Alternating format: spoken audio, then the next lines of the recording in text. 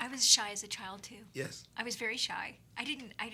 You were shy, so we were both shy. And Yeah. now, isn't that funny? We're in front of the camera. Now we want to talk all the time, right? It's like, I know, it's interesting. So, okay, and so what happened? What was the process that began? Oh, as you're going through it, you don't necessarily realize everything that's going on. Right. You can look back, 20/20 hindsight being absolutely flawless. And Niagara Falls High School is where I was at the time, and there was a bulletin on the board one day, or in class, I don't remember now, probably in class, somebody said that one of the local radio stations is doing a summer intern program, and they want 4 of our students out of, maybe this was the junior or senior class, I don't recall now. And I held up my hand. And so there were other hands being held up, of course, in several classrooms. Right. And for some reason, the woman who had put the program together at the radio station, WJJL in Niagara Falls, Dorothy Shanks, who was an inspirational person in my life at that period. And so I was in this summer intern program. And the 4 of us got a chance to, go to the radio station several days per week, and learn this and learn that and learn this and talk to the engineers and talk to the announcers, sit in the studio and blah, blah, blah. And the end product was we had to put together a program on the musical, featuring the music of the musical Bye Bye Birdie. Oh, and my Margaret and those folks. And so gracious. that we did, and I loved the process. I loved being an announcer to handle some of the announcements regarding introducing the music of Bye Bye Birdie. So the hook was, That was it. Yeah. What was it like for you the first moment that you actually walked into this radio station? I mean, here you just thought, oh, wouldn't that be nice? And then there you actually I walked into the picture, into the dream. You walked into the picture. Yeah. Exactly. What was that feeling like for you? Do you remember? Oh, it was exciting. I mean, were you like, oh my God? I'd looked through the glass before on a tour, but now I wasn't looking through the glass. I was inside the glass looking out. Which was... Isn't that fantastic? Yeah. I think everybody, as I say, people should have the dream and be prepared to walk into it. But the lesson learned for me as I look back on that process was because I was so active with that dream. I wasn't writing it down then, but my parents, my older sisters, everybody heard from me that I want to be on the radio. And in fact, with some of my newspaper earnings, I've forgotten what it cost me at the time, probably $20-25.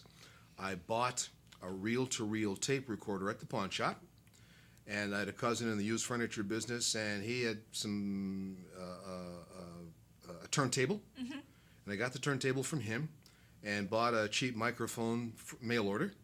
So now I had a tape recorder, a microphone, and a turntable, so that I could then begin to fake it in my bedroom as to being on the radio. Isn't that fantastic? You own your own little recording studio there. And of course, I didn't know anything about advertising copy, so I simply took the Niagara Falls Gazette, the newspaper, and I'd look at the ads and underline strings of words, and I would sit there turning on that reel-to-reel tape machine from the pawn shop, reading into that cheap microphone, and then I'd play it back and say, I'm going to make my voice better, I'm going to make my articulation, enunciation better, and that's what I did for probably longer than my parents enjoyed. I'm sure they're like, oh my God, there he is. There he is again, Oh yes. gosh. So how did it progress from there? So from that, how you were at that place, at that radio station for a while? That was a summer internship. Okay. I did manage to graduate, or some would say escape, from, from school. And I set about seeing if I could get a part-time job in the area doing something at a radio station.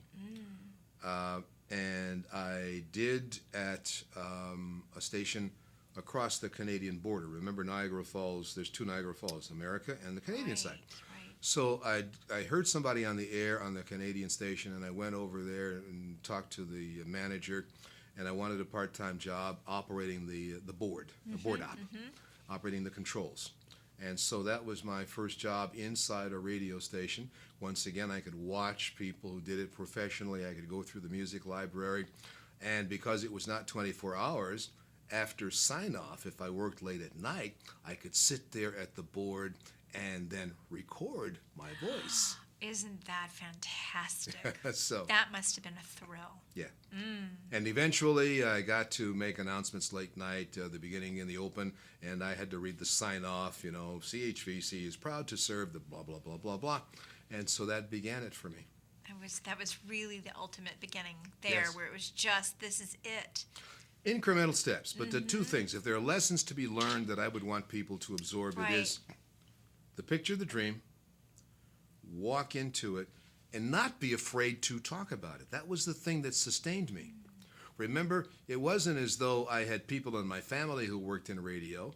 Nobody in the next building block in a housing project worked in radio, Right. et cetera, et cetera. The closest I could get was listening or going to the remote broadcasts and watching the guy in the trailer. That was what they used to do, the remote broadcasts.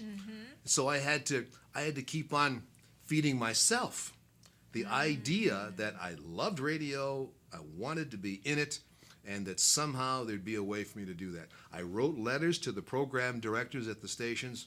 Nothing.